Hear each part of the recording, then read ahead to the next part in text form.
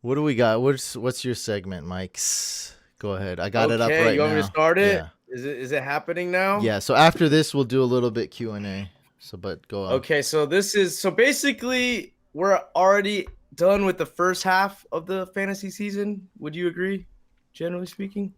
Well, what's exactly? So regular season's 13 weeks. It's like So 13 to we're 14. yeah, we're smack We're at week dead. Yeah, 7. smack dead in the Yeah, middle. so a lot of people acknowledge this as the half point way in the season. So, I'm actually going to give you guys like some names here that I've been involved with personally that I have actually picked up in the past week. So this is definitely good stuff that I think a lot of you, might benefit from. So these are players that haven't been doing good or they've been injured and they're about to come back or they have really good matchups in the second half of the season that are being undervalued right now, but you could probably get. And that could potentially help you get to the playoffs and win your respective leagues. The first guy I have, Sam Darnold, Mono Darnold himself. He is back from his 3-game absence. And in week 6, his first game back against Dallas, he upset the Cowboys at home and he tore them up. He looked great. You look And really then good. Yeah. he looked really good, okay? And he's going to get Chris Herndon back any week now, probably in week 8. This week he has a really bad matchup, unfortunately, against the New England Patriots on Monday Night Football. But after that, Darnold has one of the best second half schedules of any quarterback in fantasy. Week 8, he has Jacksonville Jaguars, who just lost the best corner in football, Jalen Ramsey. Week 9, Dolphins. Don't need to say anything else about that. Week 10, the Giants. Week 11, the Washington.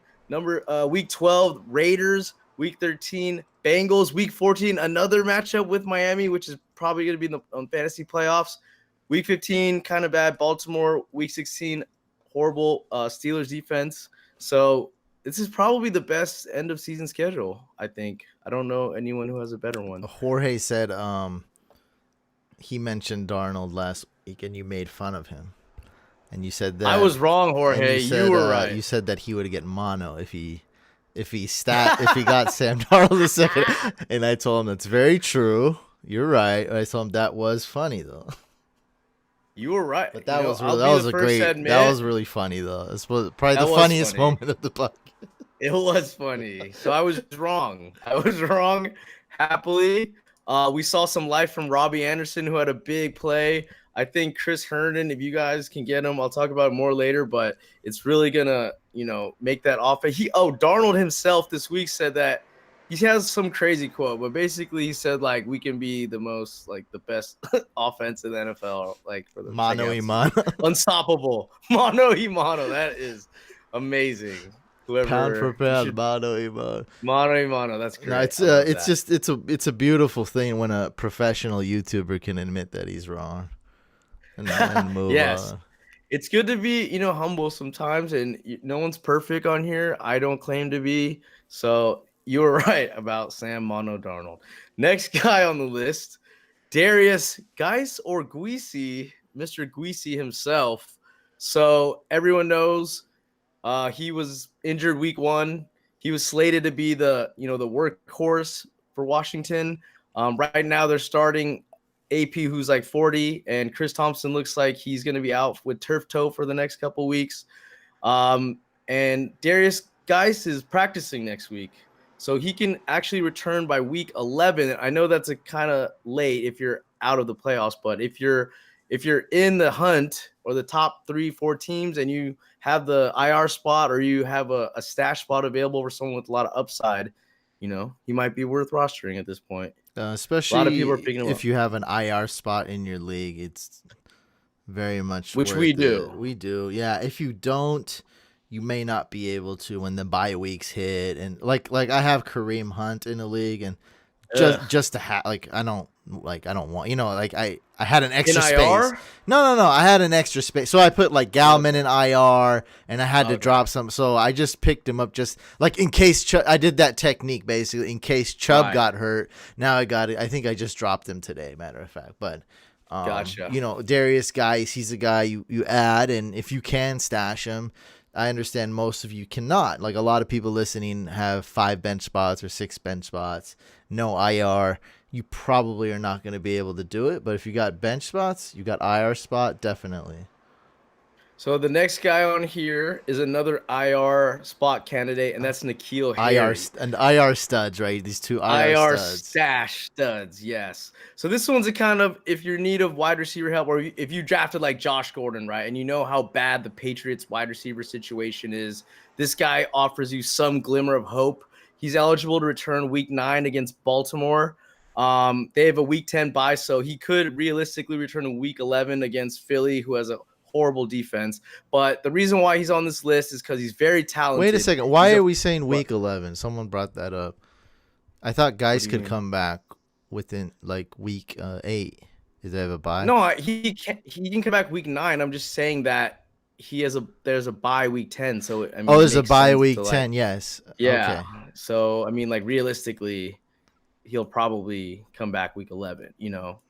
Like or even nothing to play for, or even not, or even like if they come, or even not come back at all.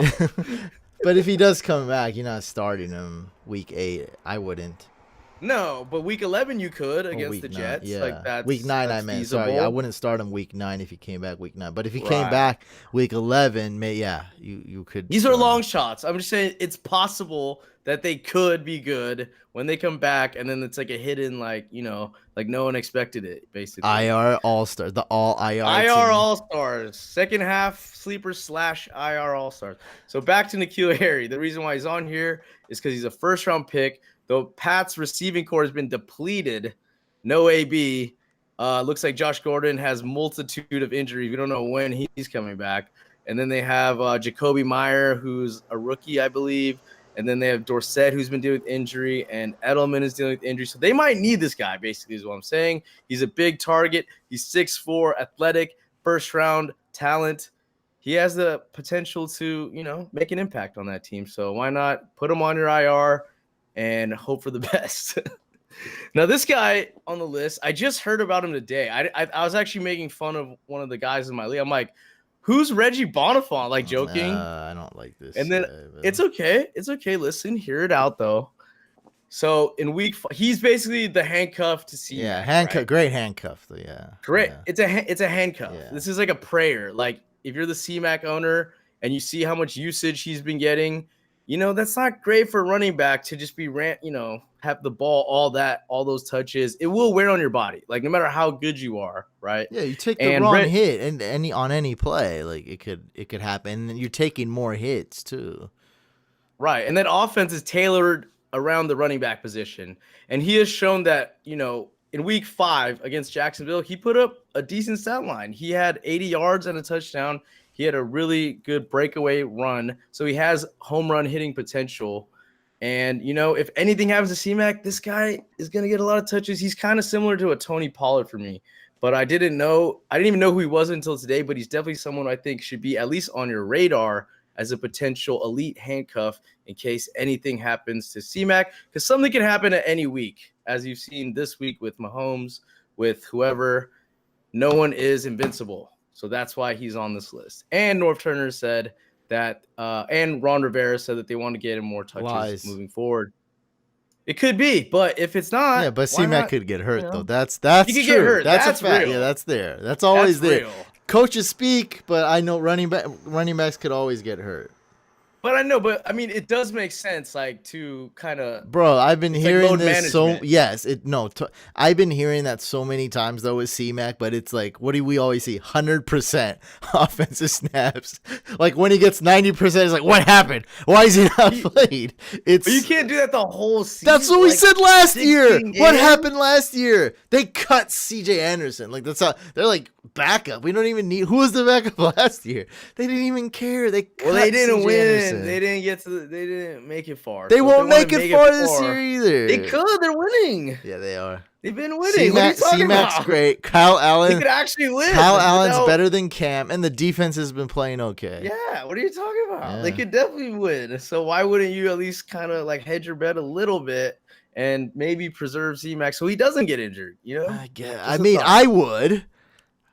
Yeah, These smart guys people. have been lying all the time. Like, I mean, at least People give can them a change break. though. Yeah. I'm just saying this is the option of if they do decide to go that route and be I guess all I'm conservative with saying is it. I don't trust coaches. That's it. So when Okay, they say and I something, agree. I'm just not. It could be right too. I just not You putting a could be lot. Yeah, they right. could actually do Well, what let's they just say he say. gets hurt. Guess who's gonna be on top of the waiver list? This guy right here. Uh, Holyfield's son, Elijah Yes, Holyfield. No, whoever. it's gonna be. Yeah. He's on the team actually. Real deal. Whatever. Holyfield's son is a running back on the Panthers.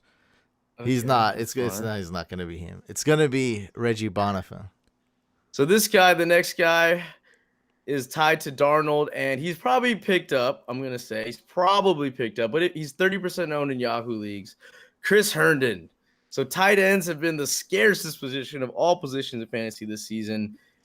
Even the top perceived tight end one, Travis Kelsey, isn't doing great, and now his value even got lower. So this is a position that you have to really find gems, hidden gems, and this guy is the hidden gem of hidden gems on the tight end position. That's Chris Herndon, and he, if healthy, he should come back. I think week 8, hopefully, against the Jaguars, and if he does, this guy could be a tight end one. He finished tight end 16 last year after only playing in half the game, so he could realistically put up that type of production again this season. And the sky's the limit for him. If you watch him in the preseason, him and Darnold have great chemistry. I don't know. I actually traded away Travis Kelsey because I had Chris Herndon and Mark Andrews, but I would not be able to do that unless I had confidence that Chris Herndon was talented and could, Mark produce. Andrews basically. is a beast too, though. He's elite. Right. Yeah, I'm just saying, but it made it easier knowing that if I trade Kelsey, I still have Herndon and Andrews. You know what I Yeah. mean?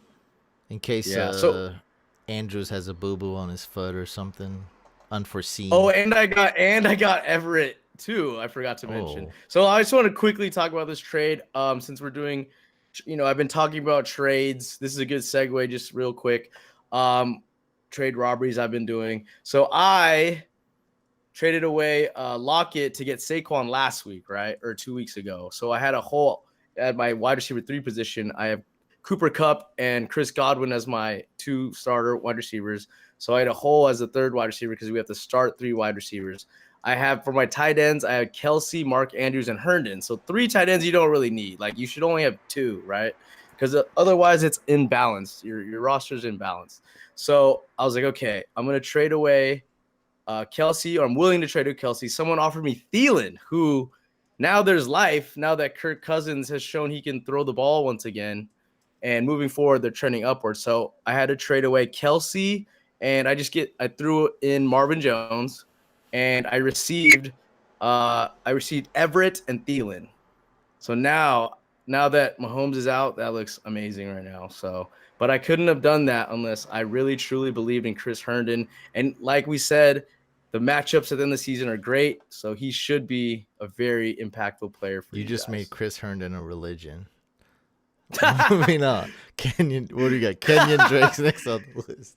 Kenyon Drake, very talented running back. I think he has a lot of similarities. I'm not going to say he's as talented, but I read an article today that he's very similar to Alvin Kamara on the Saints. The reason I say this is because Alvin Kamara went to Tennessee. He went to the SEC school. Kenyon Drake went to Alabama. Both drafted in the 3rd round, both known for being great pass-catching backs. The only difference is Kenyon Drake got drafted by the Dolphins. So he's kind of been hidden from the public as far as how talented he is. But that might change this week because reports have been out that the Dolphins obviously are tanking and are trading away assets. And Drake is in the last year of his rookie deal. So he's going to be a free agent after the season. So it makes sense for them to trade him, get a 3rd or 4th round pick in return, get an asset in return, and let him go to a team that needs running backs. And guess what? Which team needs running backs? The Saints.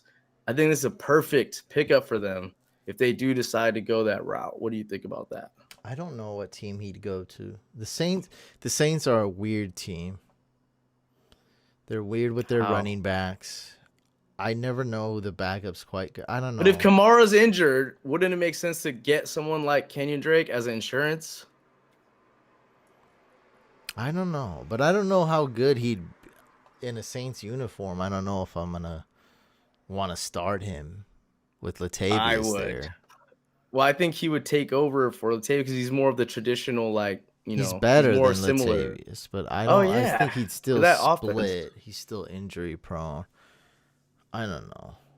I'm not. I'm not. Well, he can do. He's only gonna go better wherever he goes next. It's not gonna be worse. It can only get better, I think. But that's just my I don't theory. know. But let's say he goes in a good situation. I think he could be a viable option. But Tampa we'll Bay see. LBC. I think that's. Yeah. We don't know. Well, they. Tampa Bay's realistic. Tampa Bay's Yeah, I felt realistic. like they should have got someone else though before, but no Duke. Not them not getting Duke Johnson or um Hyde or all these other guys. I don't know. I feel like I don't know where he's gonna go. Someone asked about Well, Ajayi no one too. knows, I but don't. at least there's like potential he could end up in a good spot. So get him while his stock is low and he's on the Dolphins and he's like pretty much you can have him for nothing. You can probably pick him up off waivers in some leagues. So it's a shot in the dark. If he gets traded to a good situation, you got him before that I think happened, the before the the rush. good situation is if a running back gets hurt, then boom. There's a Then lot he of hurt gets running back. traded. Then you got your guy. Yeah, there's a lot of situations like that. So, I mean, like another running back could get injured this week. Like, who knows? So his value could only go up. This guy on the list, I have drafted him high in one of my leagues. I'm really happy to hear the reports that he is now throwing with a normal size NFL football. Oh, it's And that's official. I Drew. thought he is going Drew to be. Brees. No, he's already throwing. He's So he already has. throwing. You know what that means. 330 yards as soon as he comes You out. know what that means. So the Saints have been on a 4-game win streak since Breeze got hurt, actually. And then they have a bad matchup this week against the Bears, but week 8 is when Drew Brees could return. Sweet matchup with the Cardinals. Week 9 bye. Then he gets another sweet matchup with Atlanta in week 10. And then another sweet matchup in week 11 with the Bucks. So It's this incredible. guy, that's incredible. Get him. Some people, you can still get this guy. Maybe the news hasn't come out yet in your league that he's throwing a normal football. People still think he's throwing a Nerf ball. Yeah, it's really swept under the rug by all the bigger and look at the news that just happened today, Thursday night. So, yeah, people aren't tweeting about Drew Brees. They're worried about other You things. forgot about him already. Like, Yeah. Drew who? What's he been doing?